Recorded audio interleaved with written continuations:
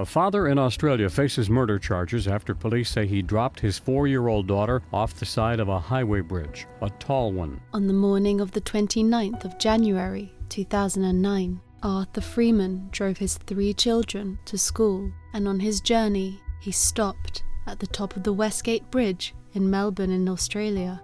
He then proceeded to put on his hazard lights and got out of the car. He told his 4-year-old daughter, Darcey Freeman, to climb onto the passenger seat, and he then took her out of the car and carried her over to the edge of the bridge, and he dropped her over the side into the water below. Arthur then got back into his car and drove off. Good morning to you.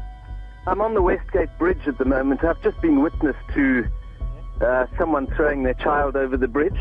So, Westgate Bridge? On the Westgate Bridge, leading into the city. You're going inbound towards the city?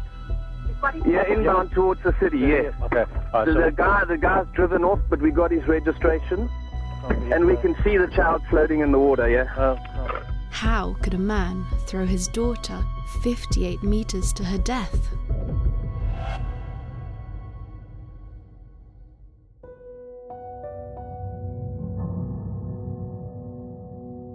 Arthur Freeman was born in 1972, and he studied computer science at Deakin University in the 1990s before landing a job in IT. In 1998, he met a woman called Peter Barnes, who was a human resources rep who was working her way up the corporate ladder, and they quickly moved in together to a place in North Richmond. The couple married on the 31st of December 1999, and a couple of weeks later they moved to London in England, where Arthur got a well-paid job in IT. Peter and Arthur had 3 children together: Benjamin Eric, who was born on the 1st of February 2002, then Darcey Iris, who was born on the 11th of February 2004, and finally Jonathan Jackson William, who was born on the 24th of February 2006. Little Darcey Iris Freeman was described by family members as a determined and strong-willed young girl, and she was incredibly close to her 2 brothers, Ben and Jack. Following the birth of their 3rd child, Jack, Peter and Arthur moved their family back to Australia. Here, Arthur struggled to get a job, and he suffered regular mood swings, and Peter and Arthur's marriage came under increasing strain. At some point in 2007, it was reported that police attended a domestic dispute between the pair, but it is not clear what the dispute was about. However, Peter did later on express her concerns for her children's welfare to multiple GPs, and ultimately the marriage completely fell apart in early 2007, and they later divorced in June 2008.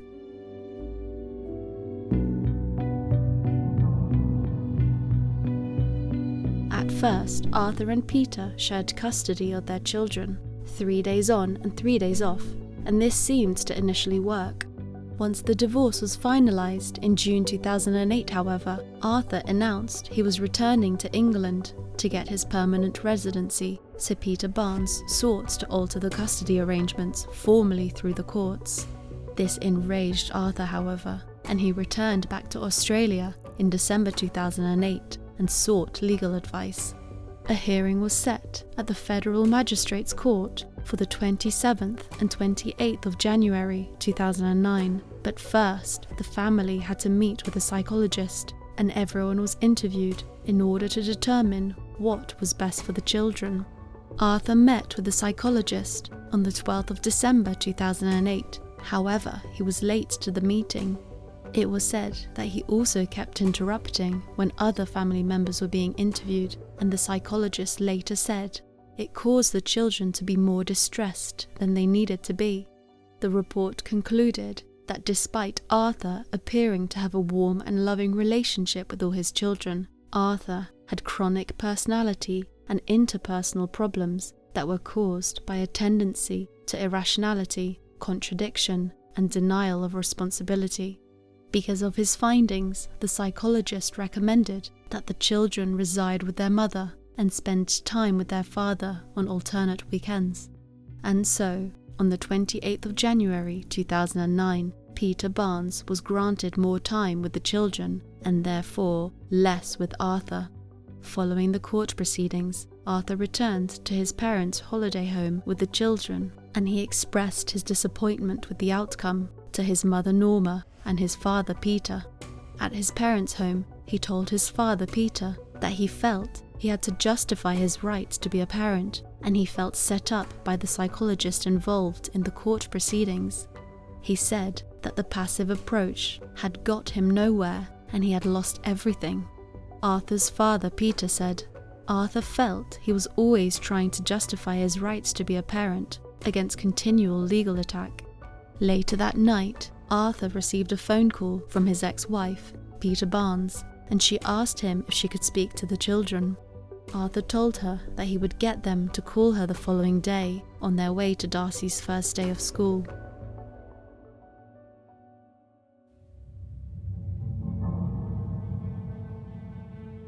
At approximately 5:15 a.m. the next day, on the 29th of January 2009, Arthur left his parents' home at Aries Inlet with his children and headed back to Melbourne. Before Arthur left, his father, Peter, asked him if he wanted him to accompany him, as Peter could tell that his son was clearly still upset following the custody news he had received the day before.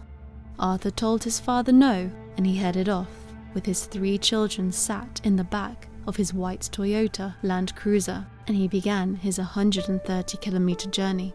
It was the first day back to school for 6-year-old Ben, following the summer holidays, and it was 4-year-old Darcey's first day at school, and she was so excited. Arthur had planned to meet his ex-wife Peter Barnes at the school gates, so that she could give little Darcey her school uniform. Whilst Darcey's mum stood waiting at the school gates, Arthur made the 90-minute journey whilst his children played in the back of the car. During the journey, Arthur made a series of phone calls. He spoke to his sister and spoke about his children's school lunches and mentioned that he was worried because they would be late for Darcey's first day. He then called a close friend called Elizabeth Lamb in the UK and spoke about his fears of losing his kids, feeling helpless, and said that there had been lots of angry women in the courts who weren't very supportive of fathers. He said that he would pursue greater custody through the courts, but the call suddenly ended when Elizabeth's phone battery died. At 8:54 a.m, Darcey's mother, Peter Barnes, called him, expressing her concerns for Darcey being late to school. As he drove towards the Westgate Bridge, Arthur made the most horrifying decision, and in that moment, he told Peter over the phone, "Say goodbye to your children." He then hung up the phone and drove to the top of the bridge. He then pulled over into the emergency stop lane on the top of the Westgate Bridge and put his hazard lights on. He got out the vehicle, removed his daughter from the car, carried her over to the edge of the bridge, and dropped her 58 meters into the water below. Moments before Arthur threw Darcey off the bridge, a truck with a dash-mounted camera caught a shot of the vehicle, clearly showing that the hazard lights were on. This was peak time for commuters, so many people witnessed this disturbing scene, and many people called the police, expressing their disbelief of what they had just seen. Hello, I've just witnessed a man throw a child over the Westgate Bridge. Thrown a child, did you say? Yes, blonde hair, in a ponytail. Arthur then got back into the vehicle and drove off, with his 2 sons sat in the back in complete shock, stunned at what their father had just done. As Arthur drove down the bridge, 6-year-old Ben repeatedly told his father to go back to get Darcey because she could not swim. Arthur stopped once, but then carried on and drove off, leaving his daughter behind, who unbeknownst to him had survived the fall and was fighting for her life in the water. The operators who had received the call from the public could not believe what they were hearing, and they were hoping that this wasn't true and that perhaps someone had just thrown a doll off the bridge. But once police arrived at the scene, the tragedy was confirmed, and a police boat pulled 4-year-old Darcey out of the water. She had been there for 15 minutes and incredibly was still alive, and paramedics quickly jumped into action, trying to revive her for about an hour at the scene.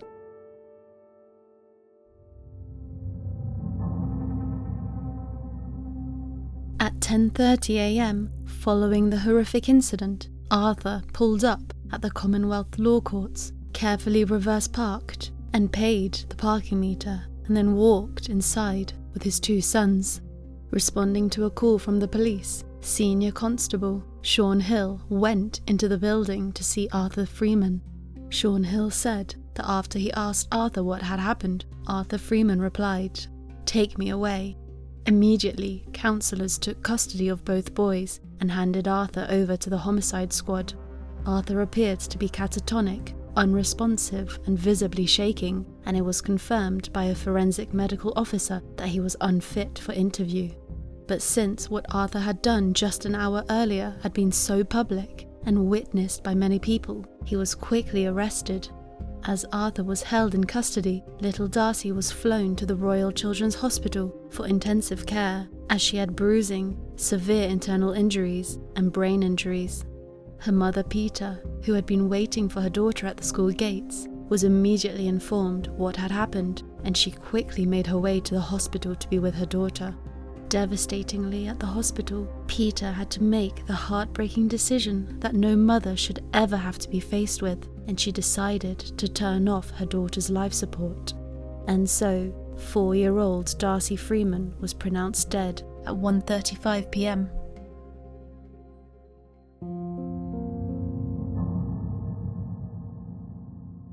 The case soon became high profile because of its nature, and also as it happened during rush hour traffic when there were many witnesses to the incident.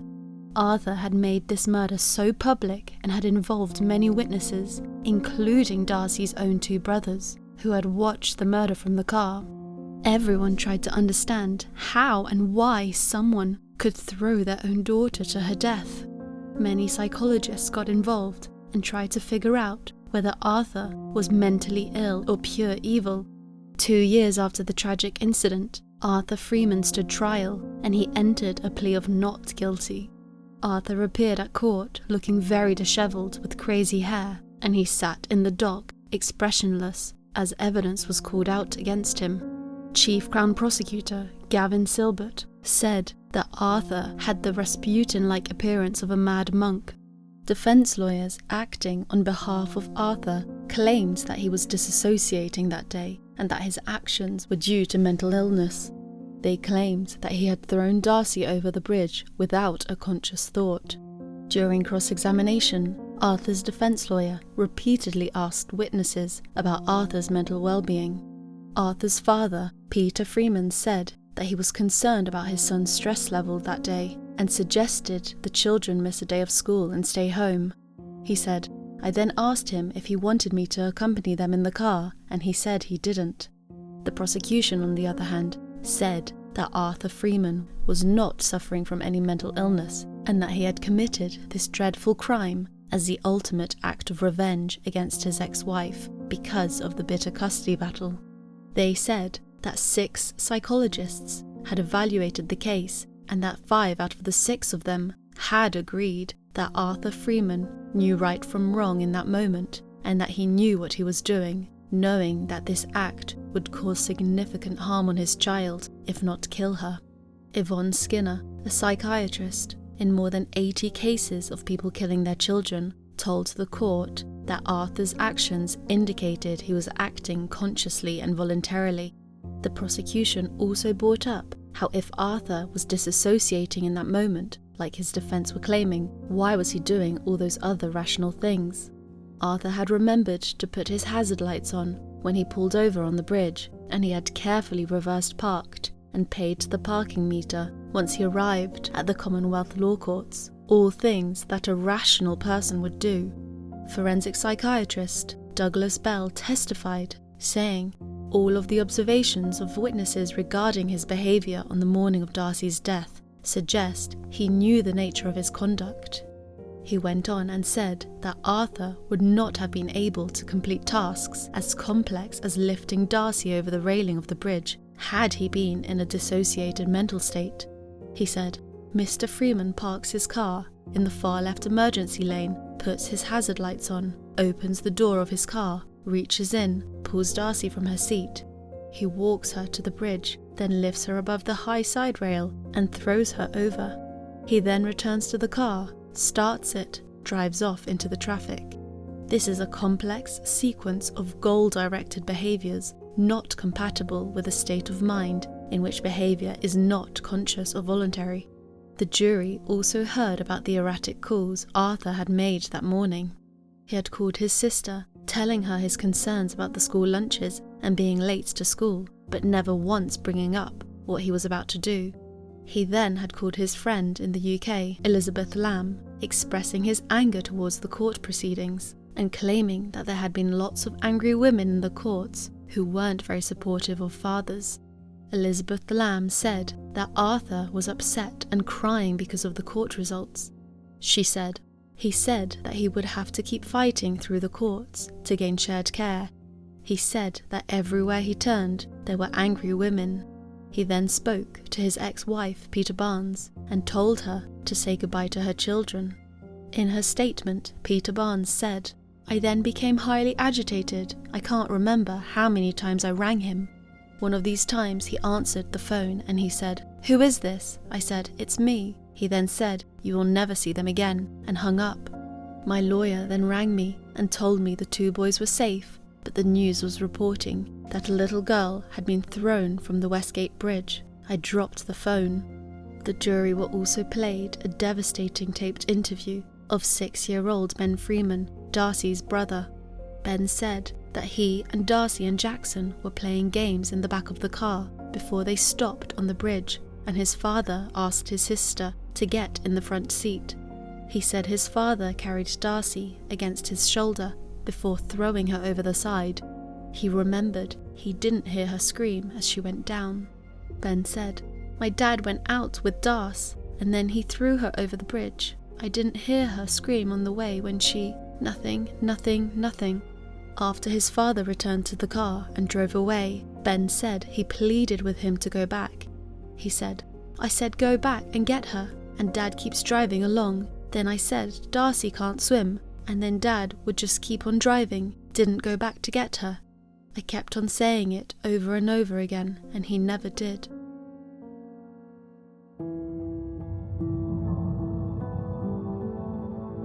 After a 19-day trial, the jury was asked to deliberate and to decide whether Arthur Freeman had deliberately killed Darcey or if he was mentally ill.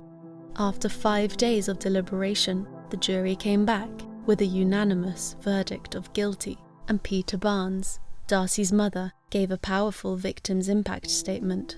She said, "Where to start is a challenge, as this statement brings to the surface all of the raw emotions I live with daily. The saying, 'time heals all wounds,' is not true for myself, and I don't ever expect it to be. Not a day goes by where I do not constantly think of Darcey, where I don't miss her and wish with all my heart that she was with me. No one can erase the thoughts and associated feelings I have of sitting in the hospital and having to tell the hospital staff that they were allowed to turn the life support machine off, of holding Darcey in my arms as she passed away and knowing that this decision would take her from me again, and knowing that there was no other option available to me." Then, on the 11th of April 2011, Arthur Freeman's sentencing began, and 2 radio stations decided to broadcast the audio of the sentencing in the hopes of giving the community some sort of closure, as so many people had been impacted by this heartbreaking case. In handing down his sentence, Justice Paul Colin called the killing a fundamental breach of trust, saying, "What Darcey's last thoughts might have been does not bear thinking about, and her death must have been a painful and protracted one. The killing was in the presence of your son Benjamin, who was then 6, and your son Jack, who was 2. The community hopes Jack will be too young to remember. You used your daughter to hurt your former wife as profoundly as possible. You chose a place remarkably public and would have the most dramatic impact."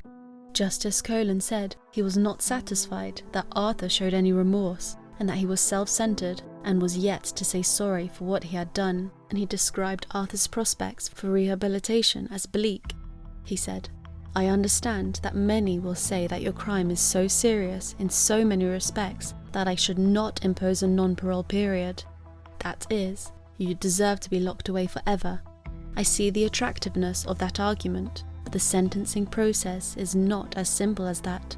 Whatever happens, you will spend what may be regarded by many as the best years of your life in prison. I have come to the conclusion that it is appropriate to fix a non-parole period. I do not regard you as being beyond redemption. You are only 37 years of age. I've had regard to your mental illness. I have taken it into account in deciding both whether I should fix a non-parole period and deciding what that non-parole period should be. He finished by saying that he would take into account Arthur's previous good behaviour, his character references, and the support he had from his family.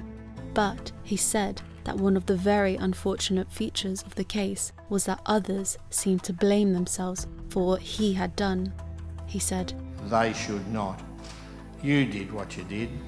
You are responsible for it, and nobody else is." And finally, Arthur Freeman was sentenced to life in prison with a minimum non-parole period of 32 years. You'll be sentenced to be in prison for life. I fix a period of 32 years before you will be eligible for parole. It means that the earliest date you will qualify to be released will be the 29th of January 2041, when you will be 67 years of age. Arthur Freeman attempted to appeal this sentence in May 2011, but he was unsuccessful.